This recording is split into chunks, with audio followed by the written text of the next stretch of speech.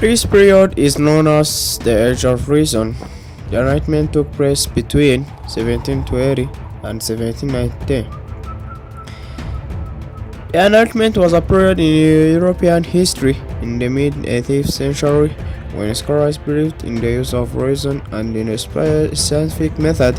It was started by Voltaire and the other intellectuals who believed that in a society ruled by reason, justice would not be present. The scholars applied the methods of a new science which had been developed during the scientific revolution to study human behavior and provide solutions to political and economic problems facing them. The Age of Enlightenment was more of a state of mind than an actual movement. In general, the Enlightenment was founded on the principles of naturalism, rationalism, progress, and humanitarianism. Naturalism was a belief in science and natural law. Rationalism held that reason could determine the principles of natural law and people should live according to the progress. Humanitarianism, on the other hand, was based on the belief in the rights of the individual and the possibility for the perfection of society. To them, society could become perfect if people always used reason because they could gain a greater knowledge of the natural law. From this principle thus came serious efforts to promote peace and to reform government, society, and education. So we are going to talk about the contribution of some philosophers during the Age of Enlightenment. So the first philosopher is called Thomas Hobbes, who lived between 1588 up to 1679. He was an English philosopher who advocated that people are driven by selfishness and greed. To avoid the chaos in the society, they give up their freedom to government that will ensure order. Such a government must be strong and able to suppress rebellion as a Leviathan in 1651 or a monster. The philosophy of Hobbes marked a departure in English philosophy from the religious emphasis of scholasticism. His ideas represented a reaction against the decentralizing ideas of the Reformation from 1517 up to 1648, which Hobbes contended brought anarchy. Regarded as an important influence on the philosophical doctrine of utilitarianism, Hobbes also contributed to modern psychology and laid the foundations of modern sociology by applying mechanistic principles in an attempt to explain human motivation and social organization. So the following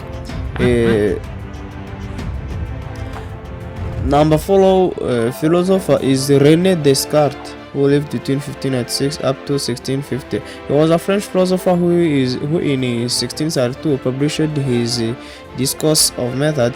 This work was an early defense of scientific reasoning. Descartes stated that reason and scientific inquiry alone could reveal the truth about physical beings. The truth about the world of the mind could be found in faith. Descartes' views became the foundation of the challenge to traditional beliefs that reached its peak during the 18th century. So number following is John Locke. John Locke from 1602 up to 1704. He was also an English philosopher. In 1690, he published his work on the human condition titled Essay Concerning Human Understanding. Locke believed that knowledge and learning developed from man's experience.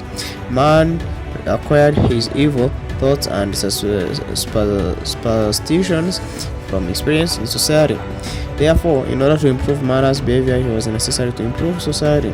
One of his major aims was to limit the powers of government and increase the individual's rights. In his famous work, Two Treatises of Government, published in 1690, John Locke stated that the natural rights of man are life, liberty, and prosperity. He attacked the theory of divine right of kings and the nature of the state as conceived by English philosopher and political theorist Thomas Hobbes. He further argued that government is a social contract among people to protect these rights.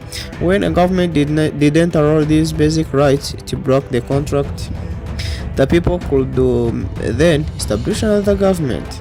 Locke's ideas influenced authors of United States Declaration of Independence and the French revolutionaries in the 1790s. Later, people extended his ideas to include equality for women and others.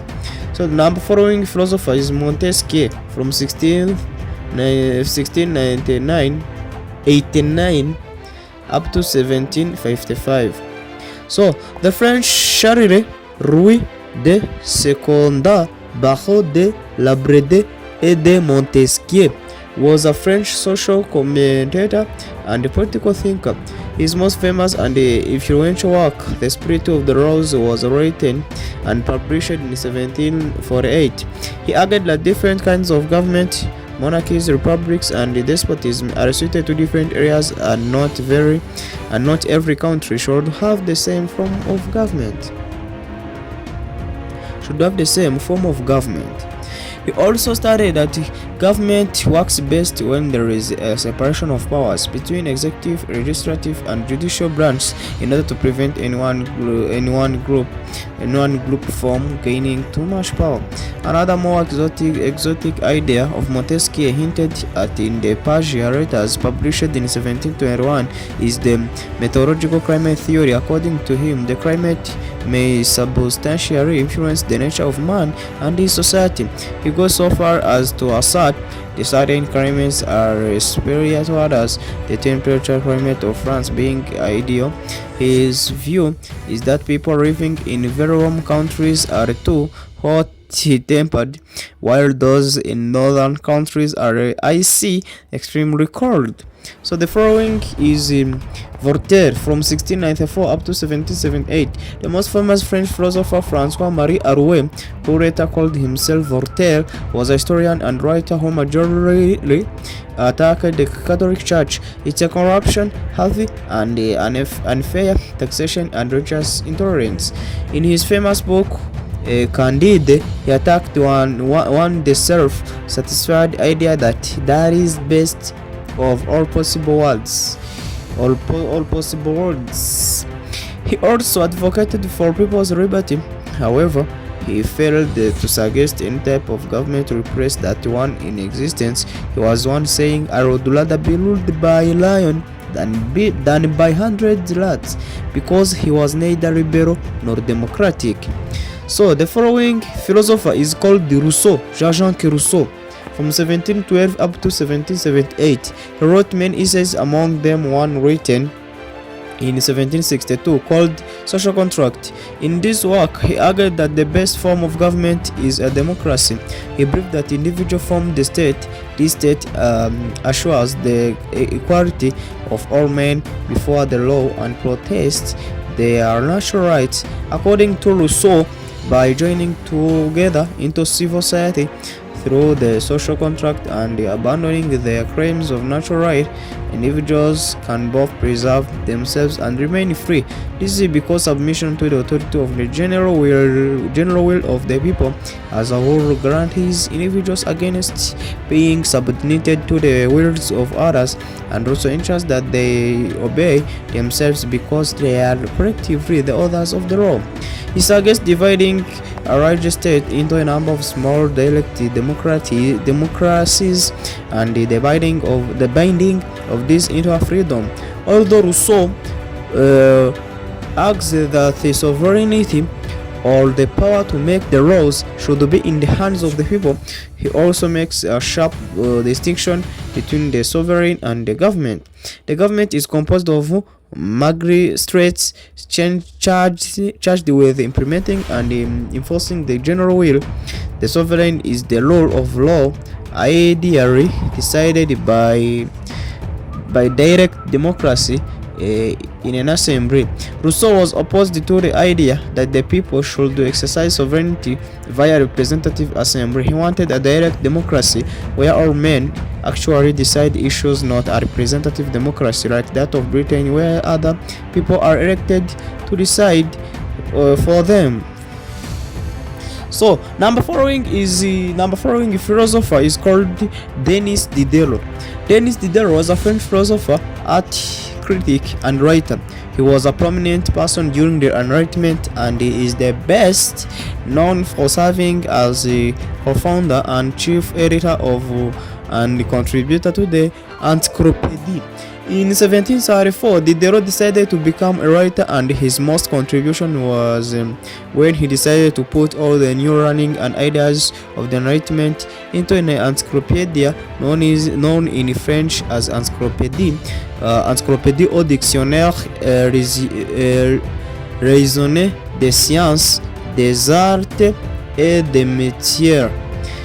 Aided by the most celebrated writers of the day, including Voltaire and Montesquieu, the sceptical rationalist Diderot used the encyclopedia as a powerful propaganda weapon against ecclesiastical authority and the superstition, conservatism, and semi-feudal social forms of the time.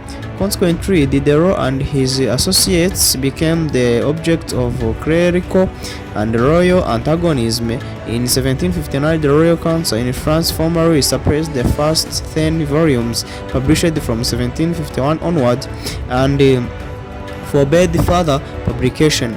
Nevertheless, Diderot continued to work on the remaining volumes and had them secretly printed. The 17 volumes of text were completed in 1765 with praise and supplements added until 1780. So thank you to all of those who were just hearing me. So I'm called Adolf. Please, if you have satisfied with this video, or in this video if you have become one of your interest video, please make sure that you have subscribed to this channel so that you will get another conversation and another lessons of history. So thank you. May God protect you.